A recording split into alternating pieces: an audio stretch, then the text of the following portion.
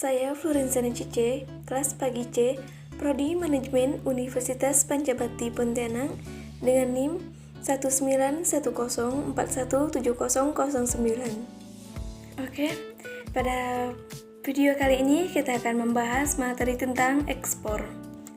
Ekspor berdasarkan Undang-Undang Nomor 17 Tahun 2006 adalah kegiatan mengeluarkan barang dari daerah ke Pembayanan Republik Indonesia. Artinya, ekspor itu tidak harus dalam jumlah besar, tapi juga bisa dalam jumlah kecil. Mengapa sih ekspor itu penting? Yang pertama, ekspor bisa menambah devisa negara. Yang kedua, bisa membuka pasar baru. Yang ketiga, dapat memperluas besar pasar bagi produk lokal. Yang keempat, memperluas lapangan kerja. Yang kelima, memperoleh keuntungan komparatif. Yang keenam, meningkatkan volume dan nilai penjualan. Yang ketujuh, mendorong pengembangan produk. Yang kedelapan, meningkatkan hubungan kerjasama antar negara. Yang kesembilan, memperkenalkan Indonesia dan produk-produknya. Nah, bagaimana sih proses ekspor itu? Proses ekspor yang pertama, pastikan informasi konsisten supaya lancar mulai dari nama perusahaan, alamat, dan sebagainya. Yang kedua, cek daftar barang yang dilarang atau dibatasi ekspor. Khusus untuk produk jenis makanan, ada beberapa persyaratan, karena produk jenis makanan itu memiliki risiko basi. Berikut tambahan persyaratannya.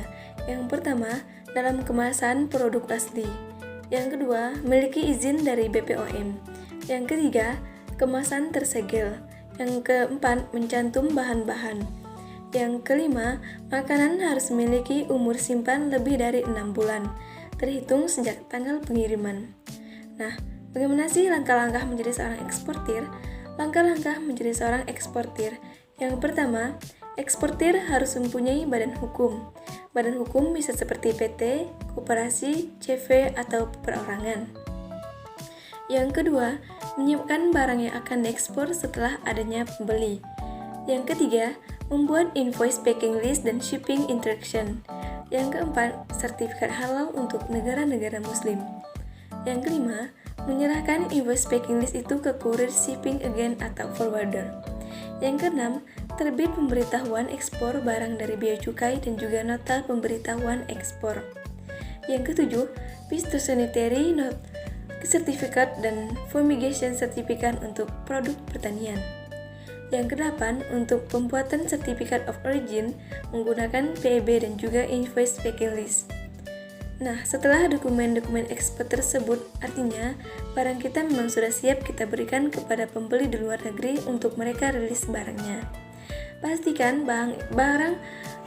bahwa Incoterm dan payment term-nya sudah sesuai. Nah, bagaimana sih cara mendapatkan pembeli? Yang pertama, kita butuh strategi. Strategi yang dimaksud yaitu, yang pertama, tentukan negara tujuan. Yang kedua, siapkan marketing kit sebelumnya. Yang ketiga, konsepnya mirip menu. Yang keempat, foto atau videonya harus menarik. Yang kelima, highlight kelebihannya. Yang keenam, harga partai besar dalam US dollar atau euro.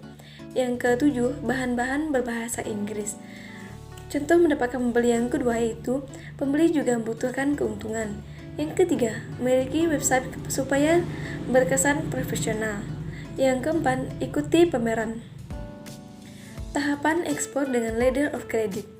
Letter of credit digunakan untuk keamanan, dan intinya menggunakan bank sebagai perantara. 4 tahapan ekspor. Yang pertama, proses pembuatan kontrak penjualan. Eksportir mempersiapkan kontrak rangkap 2 kepada pembeli. Isinya kurang lebih syarat-syarat pembayaran, harga, deskripsi, jumlah, cara pengangkutan, dan pembayaran asuransi. Yang kedua, proses pembuatan letter of credit akan dilakukan oleh pembeli di luar negeri. Yang ketiga, proses pengiriman barang silahkan hubungi shipping company untuk melakukan booking sesuai sales contract. Yang keempat, proses pencairan uang. Eksportir mencairkan letter of credit tersebut untuk mendapatkan pembayaran. Cukup sekian materi mengenai ekspor pada video kali ini. See you di next video.